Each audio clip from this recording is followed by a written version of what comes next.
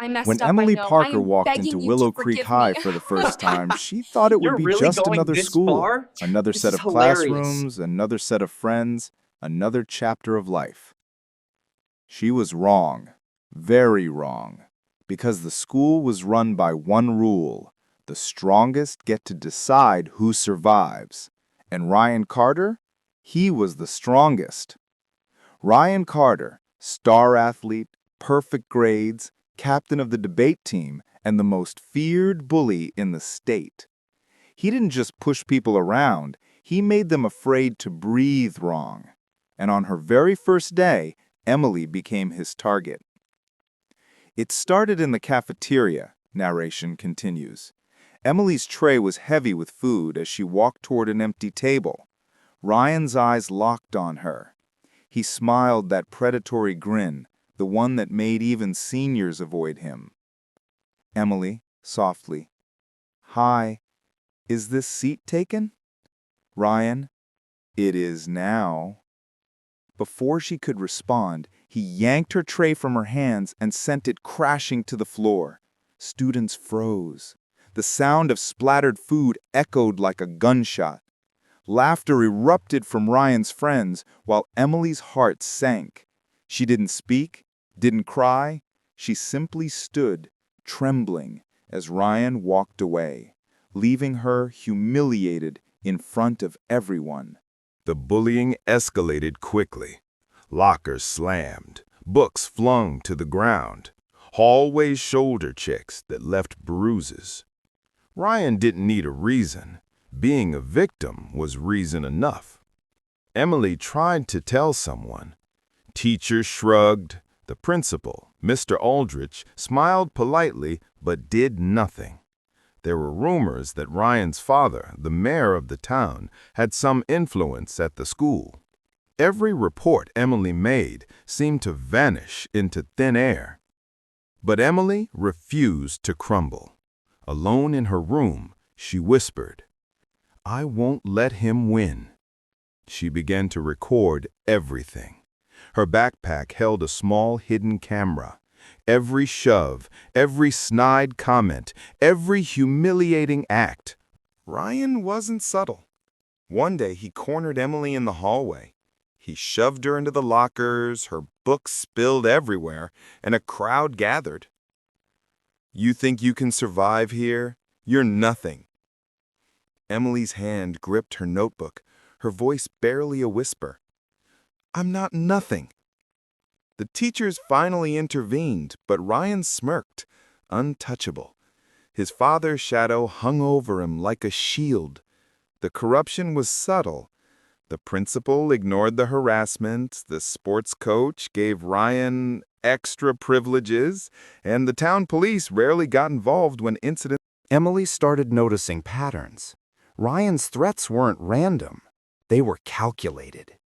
One afternoon, she saw Ryan slipping into the principal's office, laughing quietly with Mr. Aldridge. She realized then that the corruption went deeper than she imagined.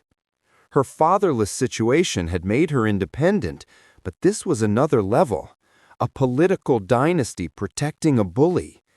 And Emily knew she couldn't trust anyone at school to intervene. She had to fight back. Over the next week, Emily collected proof of everything. Ryan threatening girls in private study rooms, locker harassment, cyberbullying, hacking student emails, threats toward teachers who reported him. Each night, she pieced together the recordings, labeling files meticulously. The cafeteria attack, the hallway shove, the stolen notebook, every incident was captured. Her best friend, Sarah, helped her organize the footage and plan a way to expose Ryan publicly without putting herself at risk. The first violent physical encounter happened after school in the parking lot. Ryan and two friends cornered Emily. "Going somewhere, little girl?" He shoved her against a car, books scattered. One of his friends tried to block her escape.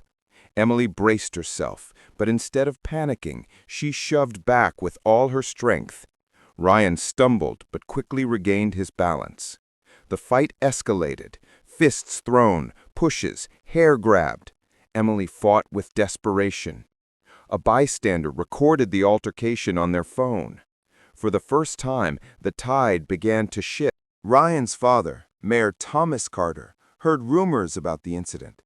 He summoned the principal. Mayor Carter, handle it quietly. My son's future could not be jeopardized by a little girl. Principal Aldridge, yes, sir. We'll take care of it internally. The mayor's power meant Ryan walked free, and Emily was warned silently. Drop it, or you'll regret it. The tension in Emily's chest tightened, but she refused to back down.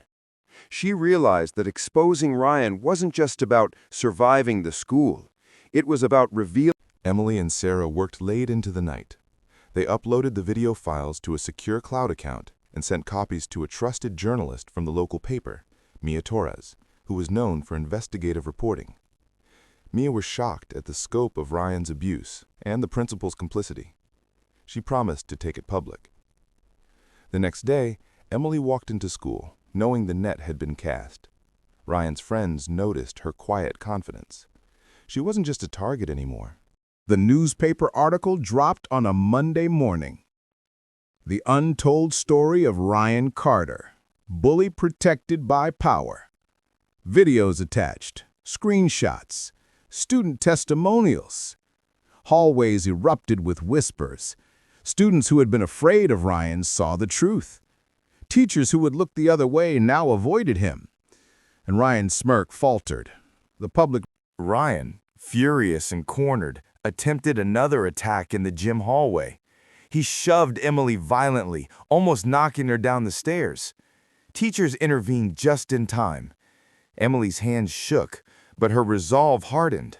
She knew the exposure had made him dangerous, but it had also made him accountable. Mia Torres continued her investigation. Emails, contracts, and town records revealed that Mayor Carter had influenced disciplinary decisions for Ryan, protected him from police intervention, and even paid off a contractor to create special privileges for Ryan's school events. The story went viral. State investigators took notice. Emily's bravery had. The climax occurred at the school assembly. Students, staff, and town officials were present. Ryan tried to intimidate Emily one last time. "You think you can ruin me?" Emily stepped forward, fearless. "No, you ruined yourself." Chaos erupted as Ryan lunged toward her, but security intervened. The crowd watched, phones recording. The footage made it impossible for Ryan to hide his aggression. His father's influence could no longer protect him. Ryan and several of his friends were suspended pending legal action. Mayor Carter faced public scrutiny. Principal Aldridge resigned. Weeks later, Willow Creek High changed. Anti-bullying policies were strengthened. Emily became an inspiration, president of the art club, voice for other victims, and a symbol of courage. In the auditorium, the superintendent addressed the school. This school was transformed because one student refused to remain silent. Emily smiled quietly. She had survived, she had fought, and she had exposed the truth. Narration final. Heroes aren't always the loudest. They don't always have power, wealth, or protection. Some of them simply refuse to stay silent. And when that happens, the strongest